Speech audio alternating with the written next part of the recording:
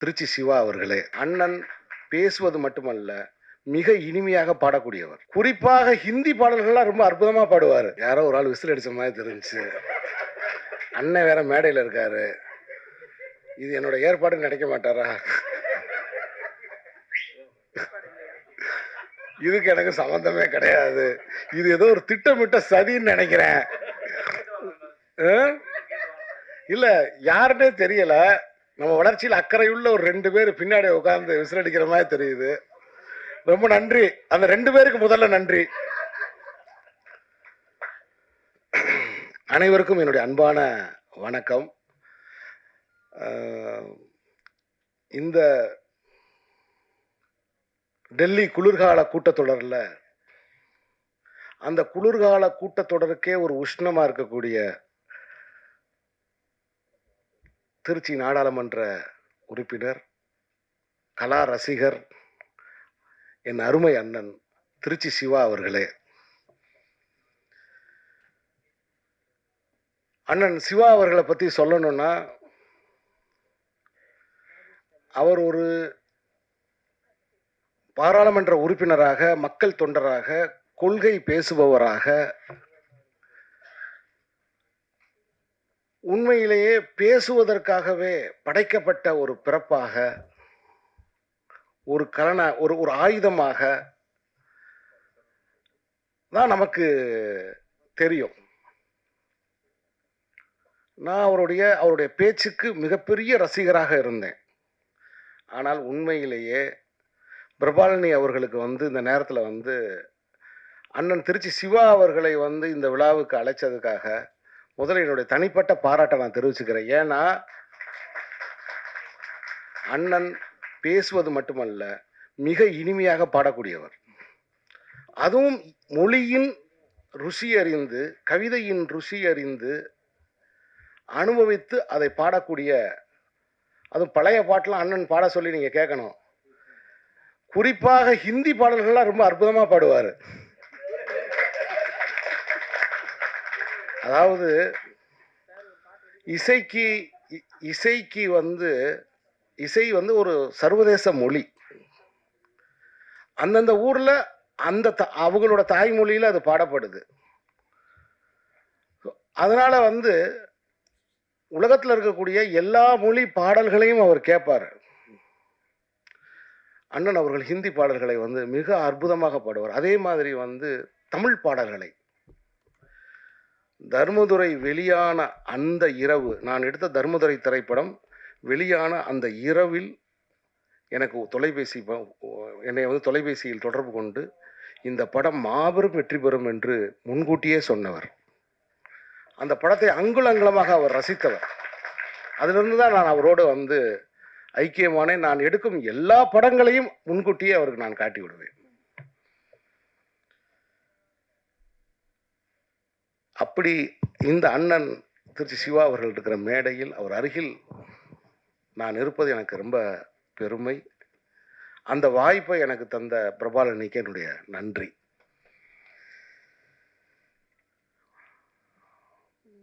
எனக்கு பக்கத்தில் இன்னொருத்தவங்க உட்காந்துருக்காங்க பாருங்க. அவங்க வைஷாலி, மிகச்சிறந்த கேமராமேன்.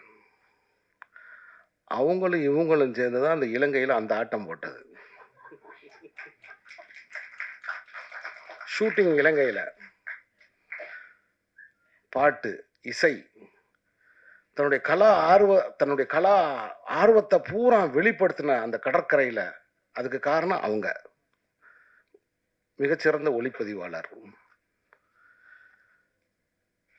குறிப்பா அவங்க நல்ல மீன் குழம்பு வைப்பாங்க, அது எனக்கு தெரியும். ஒரு நாள் அவங்க வீட்டில் மீன் குழம்பு சாப்பிட்டேன். ரொம்ப பிரமாதமான மீன் குழம்பு. ஆனால் அதே சமயத்தில் ஃபோட்டோகிராஃபியும் அவைலபிள் லைட்டில் படம் எடுக்கிறதுக்கு ஒரு தனி ஆற்றல் வேணும்.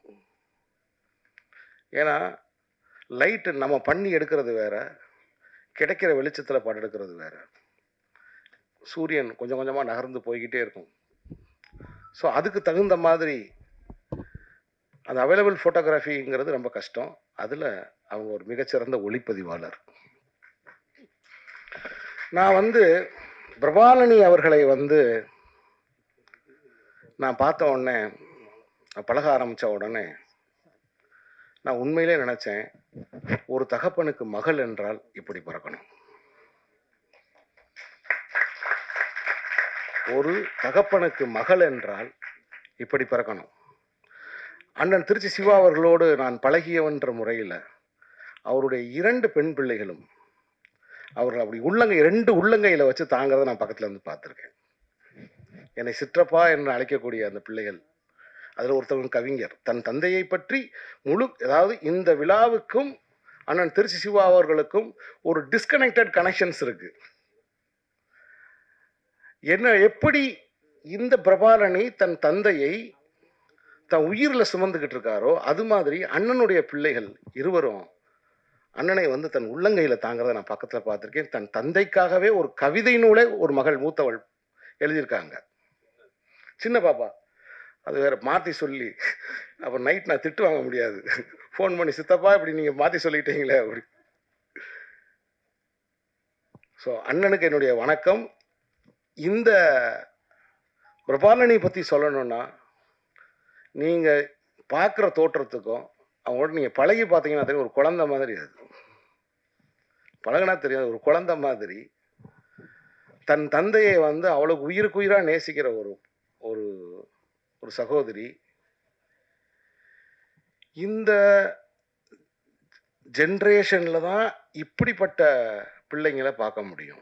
அடுத்த ஜென்ரேஷனில் இப்படி இருக்குமான்றதுக்கு உத்தரவாதம் நான் சொல்ல முடியாது. ஏன்னா வெளிநாட்டில் இப்போ பிரபாரணிக்கு இருக்கிற இதே தவிப்பு தான் ஏறக்குறைய உலக லெவலில் இருக்கக்கூடிய, இந்தியாவில் இருக்கக்கூடிய எல்லா பெற்றோர்களுடைய மன தவிப்பாயிருச்சு. ஏன்னா அதாவது படிச்சுக்கிட்டு இருக்கிற குழந்தைகள் பார்க்கறதுக்கு தொடங்கிருச்சு. சின்ன வயசுல இருந்தே எல்லாத்தையும் பார்க்க ஆரம்பிச்சிருச்சு. அதுகளுக்கு எதன் மீதும் ஒரு தீவிரமான ஒரு பிடிப்பு, ஈடுபாடு, நம்பிக்கை அப்படிங்கிறது குறைஞ்சிக்கிட்டே இருக்கு. எல்லாத்தையுமே பார்த்துருது. எல்லா ஆச்சரியங்களும் ஒரு குழந்தைக்கு 10 வயதுக்குள் முடிந்து விடுகிறது. ஏன்னா படிக்கிற எல்லாருமே பார்க்கறதுக்கு ஆரம்பிச்சிட்டோம். இப்படி இருக்கிற இந்த இணைய வாழ்வுல பார்க்கிற எல்லாமே குடிப்பதற்கு தண்ணீர், பணம், இன்னும் கொஞ்ச நாள்ல சுவாசிக்கிறதுக்கு பணம் வந்துடும். இப்ப பார்த்தாலே பணம், பார்க்கிற எல்லாமே பணம். பார்த்தா காசு, பேசினா காசு, தண்ணி குடிச்சா காசு. அப்ப இந்த 3க்குமே காசு ஆயிடுச்சு. இப்ப குடியிருந்தா காசு. அப்போ ஒரு மனிதன் உயிரோடு இருக்கிறதுக்கே செலவழிக்கணும், அதுக்கு சம்பாதிக்கணும், வாழ்நாள் எல்லாம் சம்பாதிக்கணும். இப்படியான ஒரு ஒரு ஒரு காலகட்டத்தில், இந்த மாதிரியான ஒரு காலகட்டத்தில் ஒரு பெண் தன் தந்தையுடைய பாடலை, தன் தந்தையுடைய ஈழத்து மெல்லிசை மன்னர் MP பரமேஷ் அவர்களுடைய அந்த பாடல்களை மக்கள் மன்றத்தில் கொண்டு வந்து அறிமுகப்படுத்தி, இங்கே மட்டுமல்ல இலங்கை முழுக்க நிகழ்ச்சி நடத்தி, இவர் என் தந்தை, இவர் என் தந்தை, இவர் இசையமைத்த பாடல், இது என்னுடைய தாயார், இவங்க 2 பேரும் காதலுக்கு வரும் இந்த பாடல், கிட்டத்தட்ட அவருடைய ஒட்டுமொத்த ஆல்பத்தையும் வந்து அவர் போட்ட எல்லா பாடல்களையும் மக்கள் மன்றத்தில் திரும்ப பாடி. ஏன்னா அவங்க சொன்ன மாதிரி அழிந்து போன நகரம், அழிஞ்சு போன ஊர். பல பேருக்கு ஊரே இல்லை, பல ஊர்களில் தமிழர்களே இல்லை. அப்படியான ஒரு ஊர்ல, அப்படி ஒரு பாதிக்கப்பட்ட ஒரு ஊர்ல தன் தந்தையின் பாடலை தொடர்ந்து இசைத்து கொண்டே தன் தந்தையின் பெருமையை பேசிக்கொண்டே இருக்கிற பிரபாரணி பிரபாகரனுக்கு என்னுடைய வாழ்த்துக்கள். அதுவும் ஈழத்து முதல் பெண் இசையமைப்பாளர் என்ற பெருமை கொண்ட தங்கைக்கு என்னுடைய வாழ்த்துக்கள். அவருக்காக வேண்டியே நான் இந்த விழாவுக்கு வந்தேன். அதன் பிறகு அதனோட இனிப்பான ஒரு விஷயம் என்னன்னா, அண்ணன் சிவா அவர்கள் இந்த மேடைக்கு வந்தது. நான் இது எதிர்பார்க்கவே இல்லை. அண்ணன் சிவா அவர்களை நான் இந்த மேடையில் இன்னைக்கு நான் சந்திப்பேன் நான் எதிர்பார்க்கவே இல்லை. ஸோ இந்த புத்தகத்தை கையில் கொடுக்கவே இல்லை. கொடுத்துருந்தா நான் முழுக்க படிச்சுட்டு வந்து இதை பற்றி நான் கொஞ்சம் 2 வார்த்தை உங்களுக்கு சொல்லியிருப்பேன். அவர் தந்தை ஒரு கவிஞராக இருந்திருக்கிறார். கவிஞர் விபுல பீதாம்பரம் கவிஞராக இருந்திருக்கிறார். அதை பற்றி அவருடைய சரிதையை எழுதியிருக்கிறார். முக்கியமாக இந்த நூலில் நான் வந்து பார்த்து ஆச்சரியப்பட்ட ஒரு விஷயம் என்னென்னா, இதை பார்க்கும்போதே எனக்கு ஒரு விஷயம் தெரியுது. இலங்கைக்கும் தமிழ்நாட்டுக்கும் வர்த்தகம் மட்டுமல்ல, வாழ்வியல் உறவு எவ்வாறு இருந்தது என்பதை இந்த புத்தகத்தினுடைய முதல் பக்கமே எனக்கு சொல்லியது. அதில் குறிப்பாக அன்றைய கலைமகளின் ஆசிரியர் திரு கீவா ஜெகநாதன் அவர்கள், கீவாஜா அவர்கள், இவருடைய தந்தைக்கு ஒரு இரங்கற்பா எழுதியிருக்கிறார். அன்றைய கலைமகளின் ஆசிரியர் கீவா ஜெகநாதன் அவர்கள், கீவாஜா என்று சொல்லக்கூடிய ஜெகநாதன் அவர்கள், இவருடைய தந்தைக்கு ஒரு இரங்கற்பா எழுதியிருக்கிறார். அந்த இரங்கற்பாவோடு இந்த புத்தகம் வந்திருக்கிறது. இந்த புத்தகத்தை முழுவதுமாக படித்துவிட்டு எனது கருத்துக்களை முகநூலில் நான் பதிவு செய்கிறேன். பிரபா, என்னை அழைத்தமைக்கு நன்றி. இங்கே விழாவுக்கு வந்திருந்த அத்தனை பேருக்கும் என்னுடைய வாழ்த்துக்கள். வணக்கம்.